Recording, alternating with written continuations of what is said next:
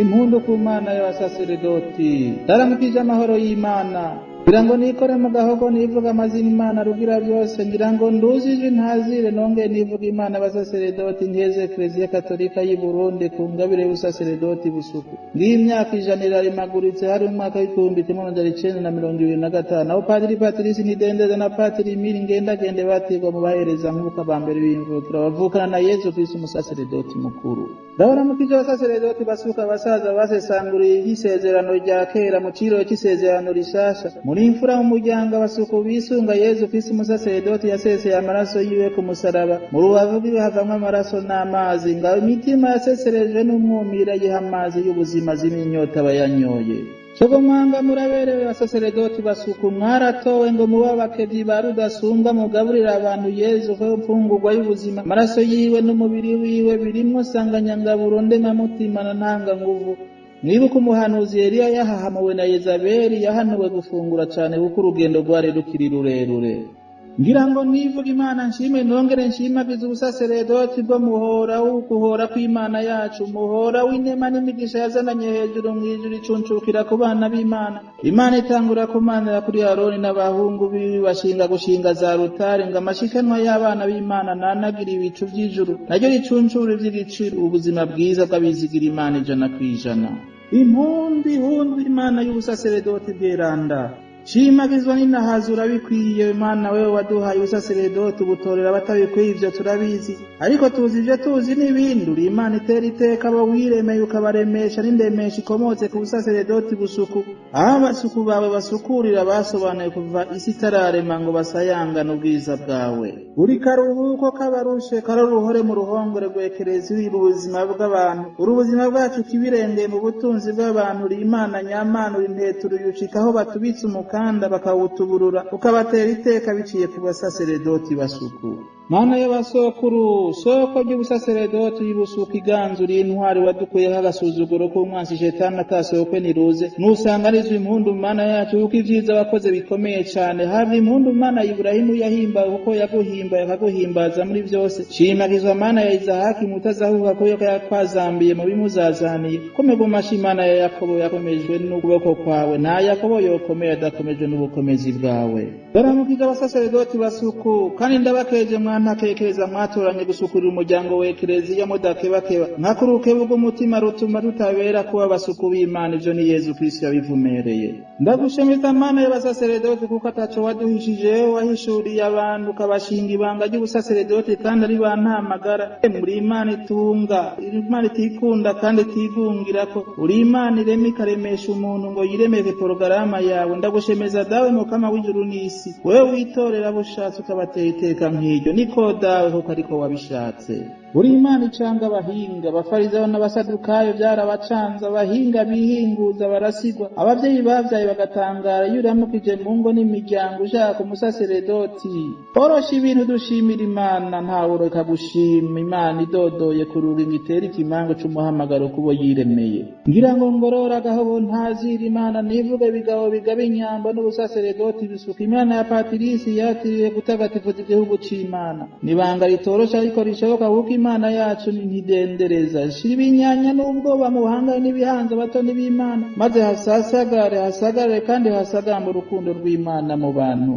Murakaramba abasaseredoti, murakagwira n'umugwize amata n'amasabo, mugwiza bemera Imana, mwerere Eklezia. Shishikara mushira imbere nk'umuzinga, mugamburukira uwabasiza amavuta ya Krisima ku mutwe, ngo muterere agacumu kubumwe umuryango uzira umujyano n'ubujyajya. Mugaranzurira ibiganza vyasizwe ku bana b'Imana, amashinga curehe bashemeza Imana bayishimira ku bikorwa mukora mu murima wayo. Ramba turambane maze uburambe bwanyu bwungukira ikigega c'isangira ry'aberanda.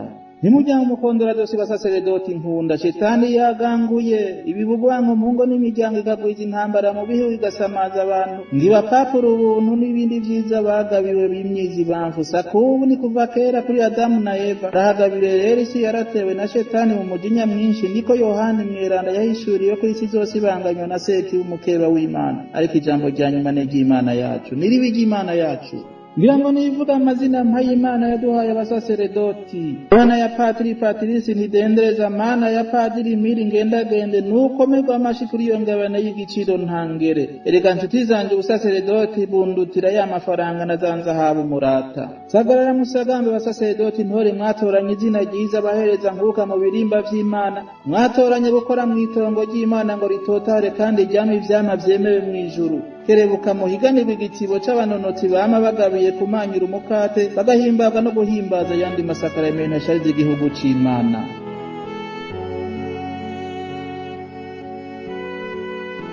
Sagarara musagambe basaseredoti babizigiye gusiba no gusamara, sasagarara basangira rugendo musangira kabisi n'agahiye, ega kora ko gasumba nta mboga, nimusenyere ku mugozi w'imisi yemere ko Yezu Kristo ari muzima. Mugende babiri niko Yezu Kristo yabishatse, uko musiba wigendana uribwa n'ubunyegeri, nimusangire ikiyago n'ikivega murimira hamwe, nimwoshobora kurishanya aho bishoye. Ego cane musangira aro ntimwohishanya imitavu. Mana y'amahosoko ry'amahoro n'amahonda wohezagira ibisabo ngo bibogaboga amata, hezagira abo wahezagira abasaseredoti bawe, barinde imbere n'inyuma iburyo n'ibubamfu impande zose, ngo bagukorere badahugumbwa. Erega ndakuzi uko umeze aho ushize intwari uharinda intozo. Shaza abasaseredoti shiruka umwete kwakwanya mukore mukwakuza, mushishikare gushikiriza Imana ishikanwa ry'abantu. Erega nico mwasavye Imana irakibashikiriza, nico catumye baduha kandi nico muzoshimirwa. Igisha abantu guhitamo ibidashira umwanya, itunga ritamungwa n'umuswa, ubwo nibwo bwenge nyabwo bukenewe mw'isi ya none. Babaduka muswabura rirageze mu kwirisi yose mujanye inkuru nziza, nico gishimisha shobuja nkako niryo teka ryanyu. N'ayabirasi n'abidadirira ku vy'isi ubakuri inkoni ku gishitsi muti ko mwazutse kumwe na Kristo nimurondera ibyiza vy'ijuru aho Kristo avyagiye. Zunguruka manuka duga kikama mushaka mu mihera mababa mwigurukire mutima mweranda yofashe nk'umucunguzi umwanya umwete, mubwire abantu ko Yesu yamaze gushika ku miryango y'imiryango yabo, aradodora ngo dusangire kandi mukurikiye nagendera mu muzima giza, birimo inyungu umwanya kuvyara mu gaheka. Sikuke mwana atinya umucike muciyikira b'intege zaregeye mushusha babaye akazuyazi, nimwe mutuma abantu bizigira kandi bizigitirira ku masezerano y'Imana. None se akwicara ku mutigito w'inkono niwo kwicara ku ijambo rya nyine? Babwire muti soma ku musa w'ivyiza by'isezerano ry'Imana, musayangane muse n'Imana, erega usaba umwiza mugasa.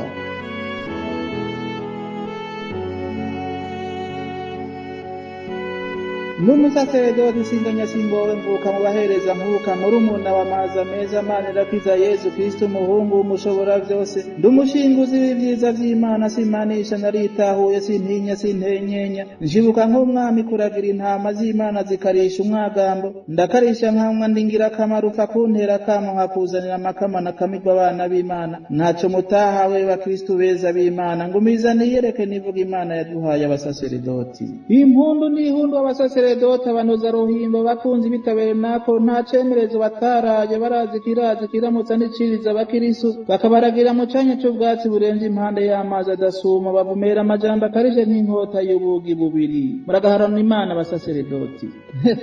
Abasaseredoti ndabwira ntibamenya akavuyo k'abanyaranira inyama, bagaterana inkokora ku nkoko zuzuye inkoko n'amasororo y'isosi n'isombe beyera ibiyeri. Eka da baramenye ijambo kabanga ko mu gitabo c'abategeka igabane 18 akarongo ka 3, Mata igabane ca 4 akarongo ka 4, Luka igabane ca 4 akarongo ka 4. Barazi ko umuntu agatungwa n'indya gusa. Barabahotse batanga imihoho kubitabaraba n'intore mu ntore, indanga mu ndanga zibanguka zitabangikanije, imbanza guseruka mu vy'umutima, bukene ndabakeneye bankenure mu vy'umutima, nsubiza umutima mu nda.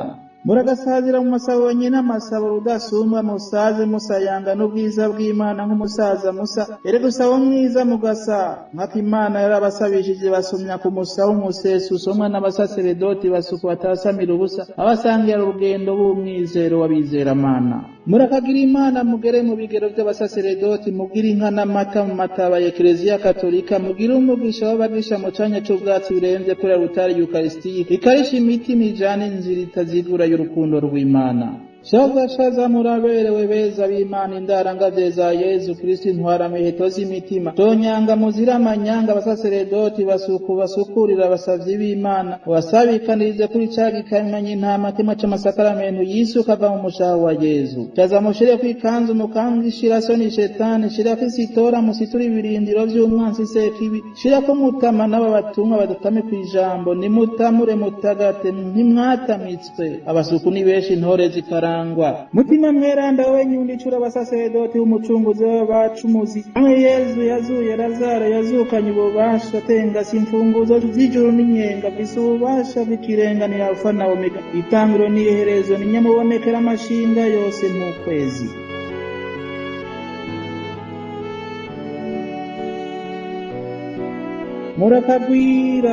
murakagwira mugwire nk'umugwiza ubuyoboka Mana mu bantu nimuri imitire ngo mwimbure ingonera zinduka mumenyeshe Yezu Kristo yabambwe agapfisha ubusa rwa rwandiko rutura rwaturega tubona kubohoka impore irataha imitima yacu turayagayaga kuko ataco twiyagiriza Yezu yakoze ibikomeye nkako wakiriye Yezu amugwanira intambara arabamba mu ntambara bwa ntare y'umuryango wa Yuda amashini impundu n'ivyiwe Yezu n'umukama w'abasaseredoti Yezu n'umukama abitohoza bagendereza imbere n'inyuma iburyo n'ibubamfu hasi no hejuru kw'isi no mu mazi muzosanga atawundi mukiza twahawe atari Yezu waratsinze Yezu uri Imana nzima urarinahaye kandi uraganje ubona mu myaka n'imyaka abagukurikira baronka ubwenge nyabwenge ubwenge n'ubwitonzi bakamenya gutandukanya icatsi n'urubu bakira umugera w'ikibi bakerekeza ku mugerero mweranda w'ijuru ndaramukije abasaseredoti inshuti za Melekisedeki abatisigira gusiba urugamba rw'abasizwe na Yezu Kristo mwiza